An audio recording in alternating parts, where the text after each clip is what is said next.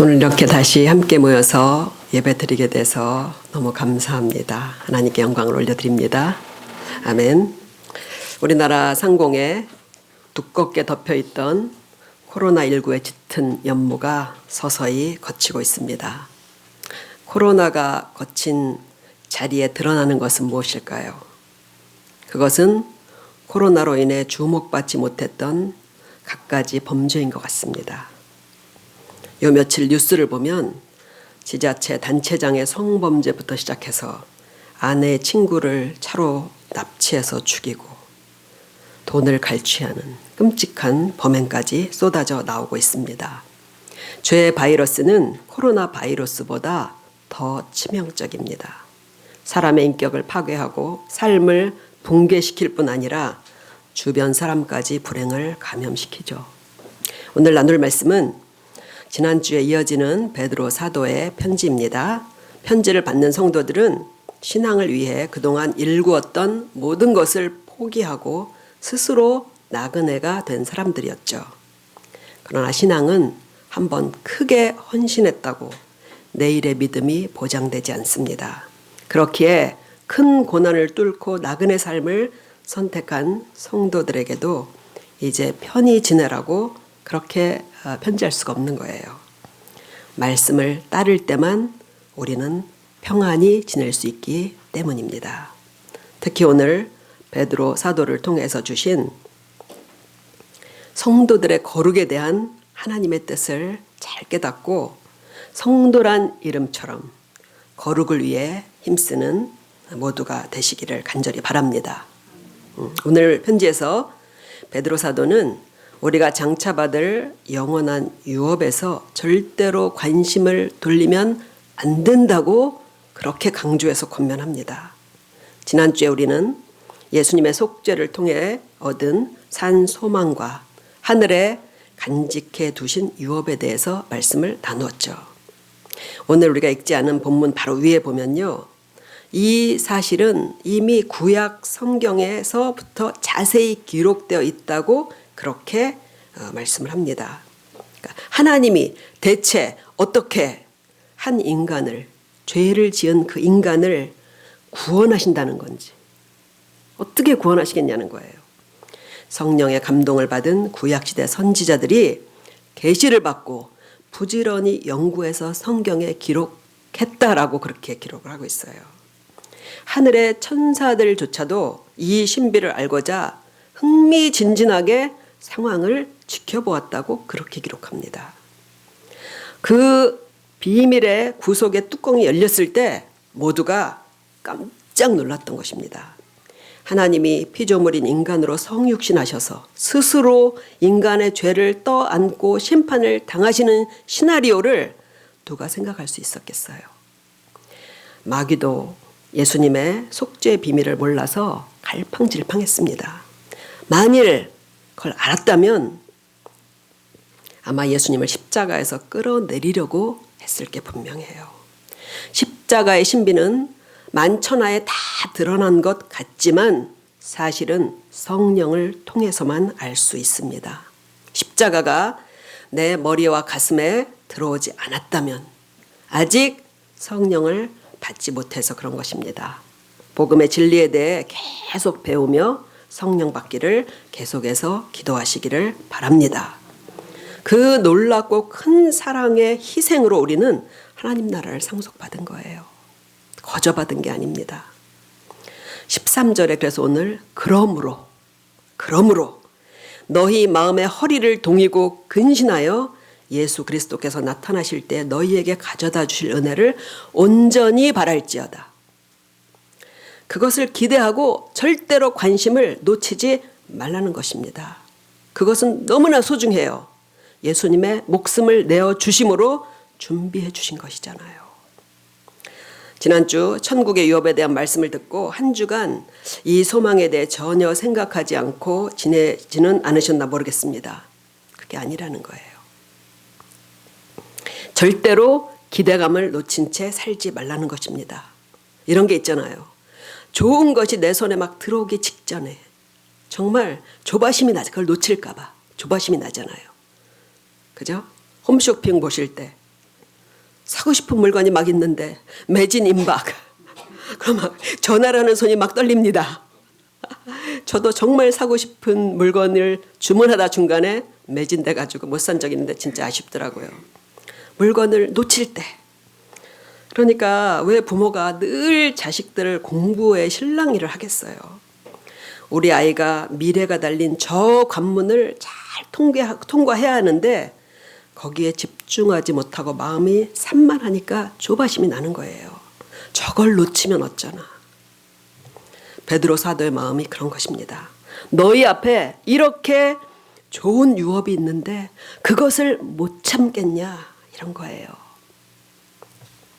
절대로 마음을 풀어놓지 말고 끝까지 중요한 것을 붙들라는 것입니다. 그러기 위해서는 근신해야 한다고 성경은 여러 곳에서 누차 강조해서 우리에게 명령하십니다. 성경에서 근신이란 말은 술에 취하지 않은 상태라는 말에서 유래한 거예요. 술에 취하지 않은 상태는 맑은 정신이고 방심하지 않고 자신을 조절할 수가 있습니다. 하나님께로부터 눈을 돌리면 우리가 근신하지 않는 거예요. 그러면 그 순간 우리는 세상에 사로잡히게 됩니다. 그 순간 세상에 취하게 되는 거예요. 제가 며칠 전 이제 설교를 준비하는데 너무 좀 잠이 오는 거예요. 그래서 잠 좀 깨려고 유튜브에 들어가서 노래 한 곡을 들었습니다. 근데 죄송합니다. 찬송가를 들어야 되는데 가요를 들었습니다. 요즘 조명섭이라는 가수가 있어요. 젊은 가수가. 예, 근데 정말 너무 기가 막히게 그 현인 씨 노래를 그렇게 잘 부르더라고요. 그래서 제가 이제 그 노래를 듣고 들었는데 정말 타임머신을 타고 참 옛날 과거로 돌아간 것 같은 그런 느낌이 딱 들더라고요. 돌아가신 우리 어머니 생각도 나고 또 어릴 적 추억에 젖어서 대여섯 곡을 냅다 들어버렸습니다. 잠이 깨더라고요, 진짜. 그래서 이제 설교 준비를 하려고 했는데 문제는 계속 제 마음속에 그 멜로디가 계속 맘드는 거예요. 신라의 밤이요. 저 진짜 궁금하다 가서 듣지 마세요. 진짜 굉장히 심각합니다. 부작용이. 저 오늘 아침까지 그 노래가 지금 맴돌고 있어요. 물론 우리가 세상의 문화와 풍속들을 완전히 벗어나 살 수는 없습니다. 그런데 제가 이 젊은 가수가 22살이라고 하더라고요. 인터뷰하는 걸 듣다 깨달은 게 있어요. 이 청년이 얼마나 옛가요에 심취해 있는지 요즘 노래와 아이돌을 모르더라고요. 그나마 조금 아는 건 할머니한테 들어서 알았다는 거예요. 그걸 안 따라하고 몰라도 이 가수에겐 아무 상관이 없는 거예요.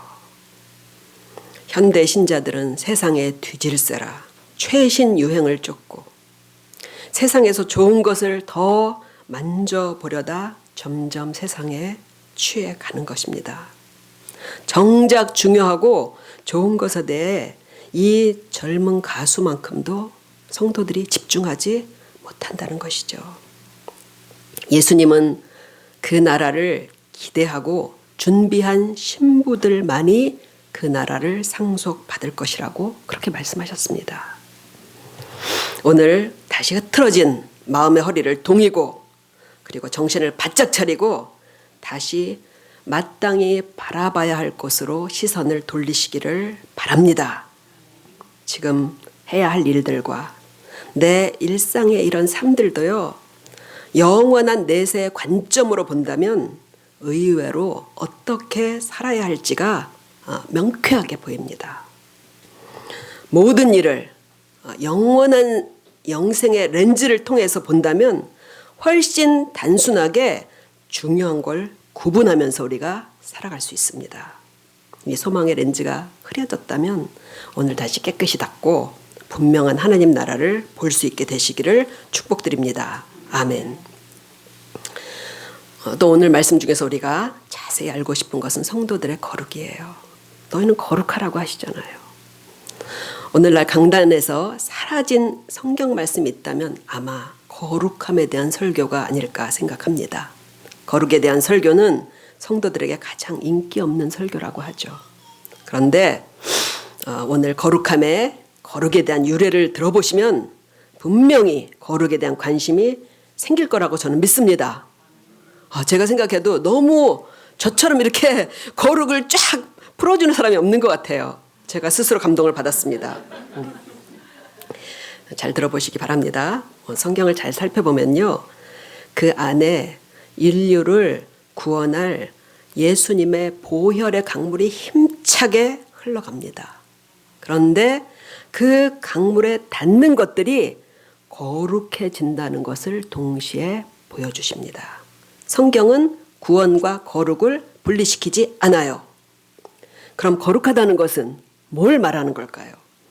거룩하면 사람들은 세속과 단절된 그런 종교적인 분위기가 먼저 떠오를 거예요.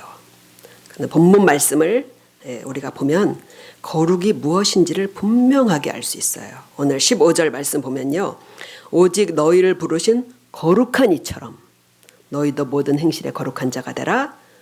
기록되었으되 레위기에 기록하셨어요. 내가 거룩하니 너희도 거룩할지어다 하셨느니라. 여기서 거룩하신 분은 누구십니까? 하나님이셔요. 성경에서 거룩이란 말은 유일하게 하나님께만 사용하는, 하나님만 가지신 아름답고 영광스러운 본성 중 하나입니다. 종교적인 엄숙함은 거룩이 아닙니다. 겉으로는 세속의 옷을 벗은 종교의 옷을 입었다 해도 내면은 가장 세속적일 수가 있어요. 그래서 바리새인들이 혹독하게 예수님께 혼난 거예요. 겉으로 보기에는 예수님보다 바리새인들이 더 엄숙하고 종교적이었습니다. 신앙의 언어로 은혜로운 문장을 구사해서 말한다 해도 그 내면은 거룩하지 않을 수가 있습니다. 하얀 상의에 검정 하의로 통일하고 각을 맞춰 앉아서 엄숙하게 교주의 설교를 듣는 신천지 신자들은 자신을 거룩하다고 생각했을 거예요.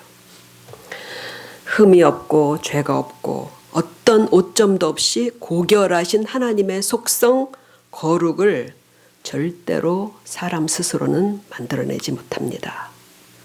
그런데 왜 하나님은 우리에게 거룩하라고 하시냐는 거예요. 우리는 못 만들어내는데. 그것은 피조물이 거룩해질 수 있는 유일한 가능성을 근거로 한 것입니다. 피조물이 거룩하게 될 수 있어요. 하나의 가능성이 있어요. 그거 뭐냐면 성경을 잘 보면 알 수 있어요. 거룩하신 하나님께 속한 것들이 거룩해진다는 거예요. 그래서 성경을 살펴보면 하나님이 거하시는 곳이 거룩하고 하나님이 지나가신 곳이 거룩하고 그리고 하나님이 만지신 것이 거룩하다고 그렇게 기록하는 것을 우리가 발견할 수 있습니다. 출애굽기에서 이스라엘 백성들을 구원해서 하나님의 백성이 되게 하신 뒤로 그 거룩이 사람들에게 처음 적용돼요. 사람들에게. 출애굽기 19장 6절에 보면요, 거룩한 백성이 처음 등장합니다. 만일 너희가 나와의 언약을 지키면 너희가 내게 대하여 제사장 나라가 되며 거룩한 백성이 되리라. 거룩한 백성이 되리라. 세상에서 유일하게 선별돼서 하나님의 소유가 된 백성이기 때문에 거룩한 백성이 되는 거예요. 유일하게 이스라엘만. 그 뒤에 이어지는 성경 레위기는 죄 본성에다 노예 근성에다 애굽의 우상과 세속 문화의 찌들은 이스라엘 사람들을 거룩하게 만들기 위한 법전입니다. 가장 중요한 것은 물론 죄를 속지 않은 제사법이에요. 제사법이 많이 나와요. 뿐만 아니라 정말 온갖 것들을 다 정결하고 거룩하게 하는 법령이 거기 들어있어요. 왜냐하면 백성들의 삶 전체가 다 더럽기 때문에 그런 거예요. 그런데 이스라엘이 거룩한 백성이 되는데 실패하잖아요. 결정적인 이유는 거룩하신 하나님을 버렸으니까 거룩해질 수가 없는 것이죠. 그래서 성경에서 이스라엘 백성들이 거룩하다는 말은 사라져요. 그런데 예언자들을 통해서 다시 거룩한 백성을 만드시겠다는 하나님의 계획이 드러납니다. 첫 번째 거룩한 백성은 실패했지만 다시는 실패하지 않는 하나님의 거룩한 백성을 모시겠다는 거예요. 이사야서 62장 11절에서 이렇게 하나님이 그 계획을 밝히셔요. 사람들이 너를 일컬어 거룩한 백성이라 하나님의 구속하신 자라 할 것이다. 그러니까 사라졌던 거룩한 백성이 다시 등장하게 되는 것입니다. 그 배경에서 바로 메시아가 모습을 드러내기 시작하는 거예요. 이사야서의 중심에는 고난당하는 메시아가 있잖아요. 그리고 요한복음에서 그렇게 오신 예수님께서 잡히시기 전에 제사장적인 기도를 하십니다. 주님이 오신 바로 그 목적, 우리를 거룩하게 하심이 실현되기를 이렇게 기도하셔요. 저희를 진리로 거룩하게 하옵소서. 또 저희를 위하여 내가 나를 거룩하게 하오니 이는 저희로 진리로 거룩함을 얻게 하려 함이니이다. 이건 추상적인 말씀이 아니에요. 예수님이 우리를 거룩하게 하신다는 거예요. 이 사실은 성경에 수도 없이 반복해서 알려주십니다. 히브리서 10장 10절에서 이렇게 말씀하잖아요. 이 뜻을 쫓아 예수 그리스도의 몸을 단번에 들이심으로 말미암아 우리가 거룩함을 얻었노라. 그래서 예수님의 십자가 속죄와 부활 이후인 사도행전 서신서에는 거룩하게 된 사람들이 쏟아져 나오는 거예요. 이젠 너희가 거룩하다라는 말을요 정말 서슴없이 합니다. 히브리서 3장 1절 그러므로 함께 하늘의 부르심을 입은 거룩한 형제들아 우리의 믿는 도리의 사도시며 대제사장이신 예수를 깊이 생각하라. 아무에게나 거룩하다고 하는 게 아닙니다. 아무 세상을 향해서 거룩하라고 하지 않아요. 하나님께 속하지 않은 것은 거룩해질 수가 없기 때문입니다. 우리가 거룩하다는 것과 거룩하게 되라는 것은 말할 수 없는 영광이고 자랑스러운 것이에요. 하나님의 나라는 거룩합니다. 거룩한 자들이 받는 거예요. 반대로 우리가 정말 하나님께 속한 자인지도 그것으로 알 수 있습니다. 거듭난 생명은 이전에 따르던 삶이 더럽고 추하다고 인식합니다. 더 이상 그런 삶에 만족할 수 없고 오히려 과거의 삶을 부끄러워하고 자꾸 자신을 씻으려고 합니다. 거룩에 대한 마음이 있다면 이것이 거듭남의 증거이기도 한 거예요. 그리고 오늘 베드로 사도는 성도들은 계속해서 거룩을 이뤄가야 한다고 그렇게 말씀합니다. 이것은 구원과 마찬가지예요. 우리는 이미 구원을 받았지만 어떻게 하라고 그래요? 구원을 이루어 가라고 하시잖아요. 구원을 받았지만 구원받은 증거와 변화들이 점점 분명해져 간다는 거예요. 우리를 통해서. 거룩도 그런 거예요. 예수님의 피로 모든 죄가 씻겨 거룩하게 되고 우리가 하나님의 소유가 되었지만 그 증거들은 점점 우리의 삶을 통해 뚜렷하게 드러난다는 것입니다. 우리의 본질적인 거룩은 믿음으로 예수 그리스도의 거룩을 수여받는 거예요. 본질적인 것은 믿음으로 우리가 예수님의 거룩을 수여받는 거예요. 행실의 거룩은 성령님의 도우심을 받으며 우리 스스로 해 나가는 것입니다. 우리가 싸워야 할 것을 놓고 언젠가 나를 거룩한 신앙이 되게 해주실 것이라고 생각하는 것은 착각입니다. 그러면 어떻게 우리가 거룩해질 수 있냐는 거예요. 오늘 14절을 보면요. 우선 너희가 순종하는 자식이 되라는 거예요. 너희가 순종하는 자식처럼. 전에 알지 못할 때에 따르던 너희 사욕을 본받지 말라고 하십니다. 전에 사욕을 본받지 말아라. 구원 이전에는 우리가 구원받기 이전에는 다 자기 욕심을 따라 행했어요. 여기서 중요한 것은 성도들의 거룩을 방해하는 것은 꼭 흉악한 죄악만이 아니라는 거예요. 하나님의 뜻인 최선이 아닌 나의 뜻인 차선이 거룩을 방해합니다. 신자들은 이전처럼 고의적으로 나쁜 짓을 저지르지 않아요. 나쁜 죄를 선택하지 않습니다. 이게 사욕을 본받지 말라는 말씀에서 이 사욕이란 단어가 악한 죄보다는 욕망, 갈망이란 뜻이에요. 그야말로 개인적인 욕망인 거예요. 최선인 성경을 묵상하는 것 대신 마음을 끄는 문학서적 차선이 거룩을 방해할 수 있다는 거예요. 최선인 찬양 대신 감미로운 세상 음악을 듣는 것일 수도 있다는 거예요. 최선인 기도 대신 눈에 보이는 봉사일 수도 있습니다. 어제 잠깐 제가 TV를 보다가 콘텐츠 모더레이터라는 직업을 알게 됐어요. 요즘 코로나 사태라서 재택근무들을 많이 하잖아요. 그죠? 근데 IT 기업임에도 불구하고 IT 기업이면 재택근무하기가 쉽잖아요. 그죠? 그럼에도 불구하고 반드시 출근해야 되는 사람들이 있는데 그 사람들을 콘텐츠 모더레이터라고 그렇게 하더라고요. 이분들이 하는 일이 뭐냐면요. 막 수많은 동영상이 올라오잖아요. 그죠? 플랫폼에. 이 동영상들이 올라올 때 그걸 검열하는 거예요. 폭력적이고 선정적이고 자기를 막 자해하는 그런 동영상도 올라온다고 해요. 근데 그거를 검열해서 유해한 동영상을 삭제하는 것이 바로 이 사람들이 하는 겁니다. 그러니까 늘 이런 동영상을 봐야 되니까 얼마나 끔찍하겠어요. 그로 인한 정신적, 심리적 스트레스가 너무 커서 매일 정신적 치료를 병행해야 한다고 합니다. 페이스북의 한 모더레이터의 경우 어떤 사람이 지구가 평평하다는 그런 콘텐츠를 쉬지 않고 올린다는 거예요. 그러니까 비과학적인 것도 검열하는데 그거를 계속 보다 보니까요. 근데 이 사람이 정말 지구가 평평하다고 믿게 되더라는 거예요. 실제 그 지구. 그러니까 약간 정신이 이상해지는 겁니다. 우리가 무엇을 보고 무엇을 듣는지가 얼마나 중요한지 모릅니다.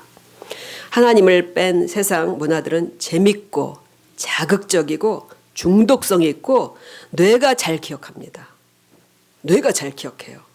성경 읽고 기도하고 예배 드리는 일은 그렇지가 않잖아요. 그렇게 성도들이 거룩하기 위해서는 내가 선호하던 취미와 세상적인 문화들을 조절하는 게 너무나 중요합니다. 세상 문화는 악한 것만 있는 게 아니에요. 세상 문화는 중립적이지만 그것이 우리의 거룩을 방해한다는 것입니다. 성경은 그러면 어떻게 성도들이 거룩해질 수 있는지 이미 가르쳐 주셨어요. 디모데전서 4장 5절을 보면 하나님의 말씀과 기도로 거룩하여짐이니라. 하나님의 말씀과 기도로 거룩하여짐이니라. 정확하게 짚어주셔요. 우리의 외적인 거룩과 성화는 오직 말씀을 배우고 말씀대로 살아가는 꾸준한 훈련에서 된다는 거예요. 예수님의 말씀대로 나는 진짜 내 일생을 예수님이 가르쳐 주시는 말씀대로 살아보겠다는 그런 당찬 각오를 한 성도들이 얼마나 있을까요? 우리는 예수님을 따른다고 하면서 예수님이 가르쳐 주신 교훈을 행하지 않는다는 거예요. 또 기도를 통해서 하나님의 보좌 앞에 나가는 것으로 우리는 거룩해집니다. 성령께서 기도하는 우리에게 거룩한 빛을 비추시면 뭐가 잘못되었는지가 드러나요. 심지어 내가 착하게 행동하는 그 속에 감추인 의도가 뭔지도 거룩한 빛 가운데서 드러납니다. 그래서 나쁜 행실만 고쳐지는 게 아니라 의도가 나쁜 좋은 행실도 고쳐지게 되는 거예요. 그렇지 않다면 거칠의 착한 행위로 남도 속이고 자기도 속을 수 있습니다. 자기에게 기만당해 사는 사람이 의외로 많아요. 나는 괜찮은 사람이라고 생각합니다. 스스로를 속이는 거예요. 그렇기 때문에 기도하지 않은 영혼은 절대로 거룩해질 수 없습니다. 이런 거룩은 갑자기 어느 날 집회에 가서 큰 은혜를 받는다고 만들어지는 게 아니에요. 애벌레가 기어가는 것처럼 느리지만 꾸준히 그렇게 큰 변화가 없어 보이는 이 삶을 선한 행실로 계속 훈련해 가는 것입니다. 이렇게 훈련된 거룩한 행실은 제2의 본성이 됩니다. 제2의 본성이 돼요. 과거에는 우리의 죄성이 신앙의 발목을 잡았지만 제2의 본성은 하나님께 즉각 순종할 수 있는 잘 조련된 성품으로 바뀌게 되는 것입니다. 그래서 우리 같은 죄인이 성화가 가능하게 되는 거예요. 그렇지 않으면 어떻게 우리가 성화가 되겠어요? 이 훈련된 거룩한 행실은 세속적이고 악한 세상에 물들지 않고 오히려 이기며 살 수 있는 유일한 능력이 됩니다. 청년 다윗이 누구를 물리쳤죠? 거인 골리앗을 물리쳤어요.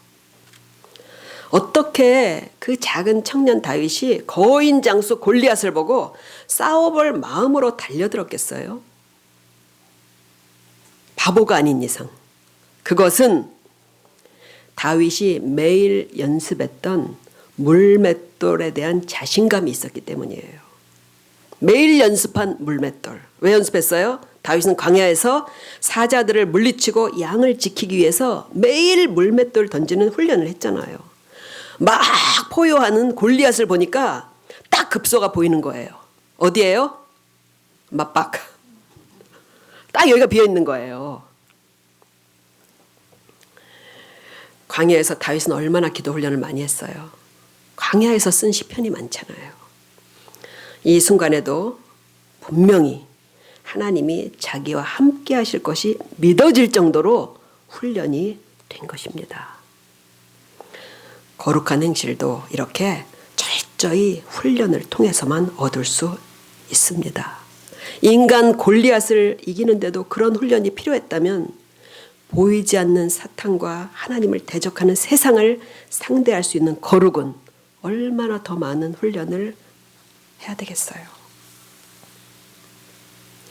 성도들의 파워는 거룩에서 옵니다.